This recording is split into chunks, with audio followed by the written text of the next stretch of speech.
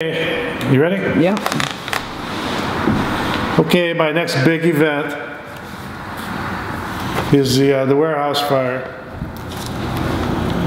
I got promoted to sergeant in 1982, and I went to ladder 9 at the training academy, which was great. Back there, I was there for a couple of years on the engine, and they closed the engine. It's just a truck, in this gigantic firehouse. So I remember it was a warm, sunny spring day in March. I come in, I just got to bed, and the alarm went off. So I had a regular, everybody was riding 3 in those days. You know, Detroit rides 3. It's funny because New York rides 6. So they got a boss and a driver and 4 firefighters. Well, we got the same thing. Boss and driver, except we got 1 firefighter. They're riding 3 all over the city.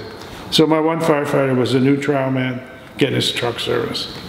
Like I said, it was a warm, sunny day in March. Drop your guard. We pull up at a house we had pre-fire planning on several times, or a commercial building, and you get to see a wisp of smoke coming out of the 3rd floor. So we pulled out, it was on the service drive, and like a block from the firehouse. Well, my regular driver missed the service drive because I wanted him to buck traffic, and by the time he realized what I was saying, we had to go completely around the block, and it was a straight rig, no tiller rig. So by the time we got there, Engine 10 was already there. They were on the air, and then Squad 4 shows up. So we're standing there, and we can see the wisp of smoke coming out of the 3rd floor. So I left my trial man with the driver. We're positioned in front, but you know, maybe 50 feet from the actual front of the building. So myself, Lieutenant English, Lieutenant Shimeck, Derek Grahowski, and Bob Lack go up the stairs to the 3rd floor. And it was a sunny day, like nobody's too concerned. We got to the 3rd floor, and I could still see the wisp of smoke in another room. These were gigantic rooms. So I walked in there.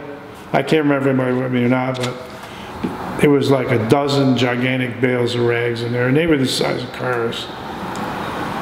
So I see what it is. I walk back to the window, and I tell Lieutenant English, he was the ranking officer, I go, it's a pile of rags, trash. We're gonna have to stretch. It was too far for the red line. It would have been a consideration, except it was too far at that point. So everybody's bitching about stretching. It's going to be a really long stretch, and I think Derek had the hose roller and rope. We dropped the rope, and as he dropped the rope, let me backtrack.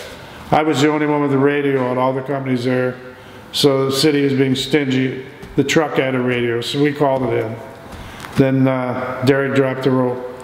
As the rope was on the way down, the whole room exploded. I mean, everybody was on fire, everywhere.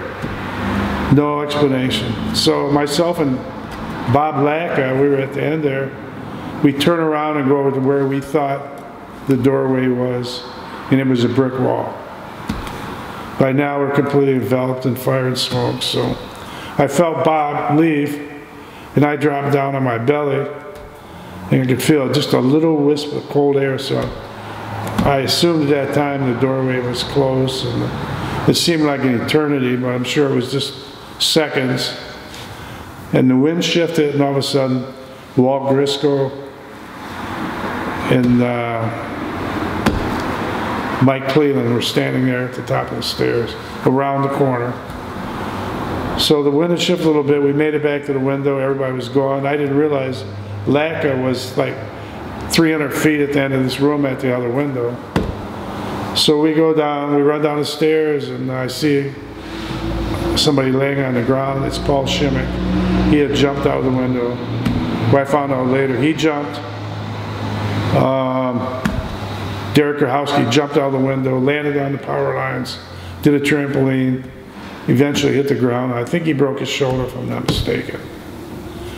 Well, for some unknown reason, an arson guy was there, and he's trying to help Paul. Well, I go over and I start CPR. When I checked his checked his windpipe. I could feel the back of his head was in bad shape, so I knew it was a no, but we continued CPR till the ambulance got there, and after that, everything, you know, I mean, the fire's out of control. It's a gigantic building on fire, and everybody knew what they had to do, and everybody was shocked because of Paul dying. And Bob Lackow got rescued with a hand ladder out of the end of the building. So everybody was out. So the second part of the fire was the cave-in in the building next door, which was still operational. So 2 firemen were on top of this building with a line and caved in, and they got completely buried. Well, we ended up digging them out, and the building was pretty shaky. Everybody dug them out. At that time, this was like 8 hours after the original fire. By the time everything's calming down, and I decided, everybody else from the initial incident had went to the hospital. I decided at that time, I'm going to go to the hospital, which I was treated for smoke inhalation and burns. And I laid there for probably an hour. They checked me they checked my oxygen. And I didn't see anybody, so I grabbed an EMS on my own and went back to the fire. I walked back to quarters at 2:30 in the morning and just sat there in shock. So it was a bad scene. I actually got promoted to lieutenant from that fire. I took one of the lieutenants who died spot, which was really upsetting. I then got transferred to Engine 46, which was a blessing. I knew the people there. I was a new lieutenant, and they really took care of me.